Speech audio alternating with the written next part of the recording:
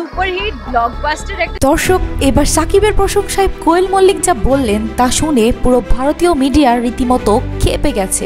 সাকিব খানের ভয়ানক লুক দেখে কোয়েল এতটাই অবাক হয়েছেন যে তিনি নিজেই বললেন, আমার হুশ উড়ে গেছে। বাংলা সিনেমার এমন দৃশ্য তিনি আগে কখনোই দেখেননি। শুধু তাই না, কোয়েল আরো বললেন, আমি জানতাম বাংলাদেশে সাকিব খানের মতো নায়ক আর কেউ নেই, কিন্তু এখন মনে হচ্ছে দুই বাংলায়ও তাকে টেক্কা দেওয়ার মতো কেউই নেই। এতেই শুরু হলো আসল ঝামেলা। ভারতীয় মিডিয়া মানতেই পারছে না তাদের দেশের প্রথম সারির নায়িকা বাংলাদেশের নায়কের এত বড় প্রশংসা করবে। তারা চুপ থাকতে পারেনি, শুরু করে দিয়েছে নানান সমালোচনা। কিন্তু ভাই, বাংলাদেশের সাকিব ভক্তরা কিন্তু একদম মুগ্ধ।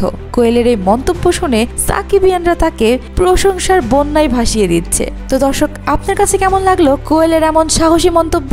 এই মন্তব্য কি বাংলা সিনেমার সম্পর্ক আরো শক্ত করবে নাকি নতুন বিতর্ক তৈরি করবে? অবশ্যই কমেন্টে জানাবেন।